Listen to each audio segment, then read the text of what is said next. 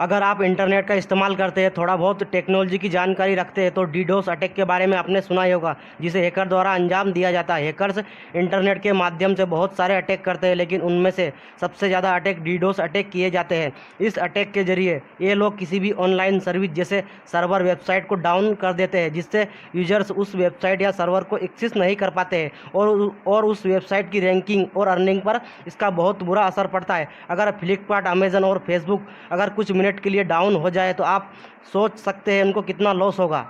इसी तरह अगर आपकी कोई ब्लॉग वेबसाइट है तो आपको भी इस अटैक से काफ़ी नुकसान हो सकता है। तो मैं इस वीडियो में आपको बताऊंगा डीडोस अटैक क्या है और डीडोस प्रोटेक्शन कैसे किया जाता है। इसी के साथ हम ये भी जानेंगे ये अटैक कितने प्रकार के होते हैं। What is DDoS attack? DDoS का पूरा नाम डिस्ट्रीब्यूटेड डिनायल ऑफ सर्विस होता है। ये इंटरनेट के माध्यम से किए जाने वाले सबसे खतरनाक हमलों में से एक होता है। इस अटैक के माध्यम से हैकर टारगेट की गई वेबसाइट सर्वर को ओवरलोड कर देते हैं, जिससे वेबसाइट सर्वर यूजर्स के लिए अनअवेलेबल या डाउन हो जाती है, जिससे यूजर उसे एक्सेस नहीं कर पाते। इसके लिए हैकर उस वेबसाइट पर फेक ट्रैफिक भेजते हैं जो उस सर्वर या वेबसाइट की वर्किंग कैपेसिटी से ज़्यादा होता है, जिस वजह से सर्वर उसे हैंडल नहीं कर पाता है और डाउन या कभी क्रैश भी हो जाता है। ये अटैक डीडोस अटैक का विकसित रूप होता है, क्योंकि इसमें एक से ज़्यादा डिवाइस का इस्तेमाल ट्रैफिक के लिए किया जाता है जो अलग अलग लोकेशन पर हो सकते हैं।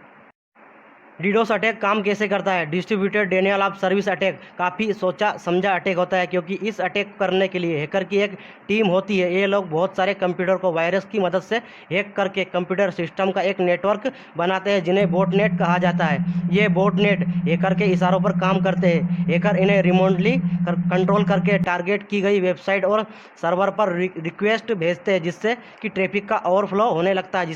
जैसे कि हर सर्वर की ट्रैफिक हैंडल करने की एक लिमिट होती है।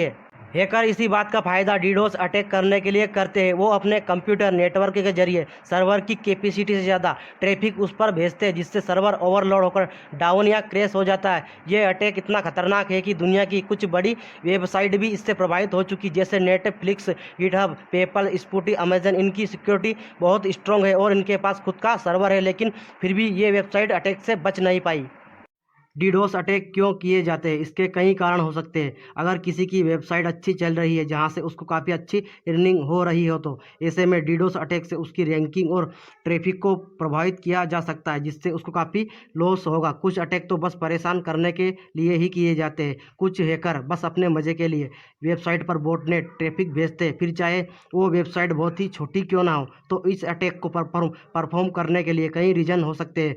ये अटैकर या कराने वाले पर निर्भर करता है। Type of DDoS attack. Number 1, application layer attack. ये सबसे सिंपल डीडोस अटैक होता है। इसमें भेजी गई रिक्वेस्ट एक नॉर्मल सर्वर रिक्वेस्ट जैसी लगती है, लेकिन वास्तव में वो एक बोट रिक्वेस्ट होती है। इसमें बोटनेट डिवाइस वेबसाइट या सर्वर को एक्सेस करते हैं जैसे एक रियल यूजर करता है, लेकिन देखते ही देखते ट्रैफिक बढ़ जाता है, जिससे सामने वाले को संभालने का मौका नहीं मिल पाता है और इतनी ज़्यादा रिक्वेस्ट की वजह से सर्वर क्रैश हो जाता है। Number 2, protocol attack. Internet protocol पर ही बेस्ड होता है और उसमें कुछ खामियां होती जिनका फायदा अटैकर उठाने का प्रयास करते हैं। प्रोटोकॉल अटैक में बोटनेट सर्वर पर डाटा पैकेट को असेंबल करने के लिए भेजते हैं, जिसके लिए सर्वर सोर्स आईपी से कंप्रेशन के लिए आने का इंतजार करता है, लेकिन वो कभी भी सर्वर को रिसीव नहीं होता है। लेकिन सर्वर के ऊपर नए पैकेट आते रहते हैं, जिससे वो ओवरलोड हो जाता है। Number 3, volumetric attack. Volumetric attack application layer attack के जैसा ही होता है। इस डीडोस अटैक में सर्वर की जितनी भी उपलब्ध बैंडविड्थ होती है, उसे बोटनेट रिक्वेस्ट द्वारा कंज्यूम करने की कोशिश होती है, जिसे सर्वर प्रोसेस नहीं कर पाता, क्योंकि इसके लिए रिसोर्सेज पहले से ही बिजी होते हैं, जिसके बाद सर्वर डाउन हो जाता है। डीडोस अटैक से कैसे बचे? वेबसाइट के लिए ज़्यादा बैंडविड्थ वाला होस्टिंग प्लान ले सकते हैं, जिससे ज़्यादा ट्रैफिक आने पर भी आपकी साइट डाउन नहीं होगी। अपनी वेबसाइट के लिए एक अच्छा content distributed network CDN service ले सकते हैं, जो आपके डेटा को अलग अलग सर्वर पर रखते हैं। तो अगर एक पर अटैक होता है तो दूसरे सर्वर से डेटा को एक्सेस किया जा सकता है। इसके अलावा अपनी वेबसाइट में फायरवॉल प्लगइन को इंस्टॉल कर सकते हो, जो साइट के ट्रैफिक को मॉनिटर करके बोट ट्रैफिक को ब्लॉक कर देता है। अपनी वेबसाइट के लिए रेट लिमिट भी की जा सकती है, जिससे 1 सेकेंड में की जाने वाली रिक्वेस्ट को लिमिट किया जा सके और ज़्यादा रिक्वेस्ट भी नहीं आएगी, तो आपकी वेबसाइट भी डाउन नहीं होगी।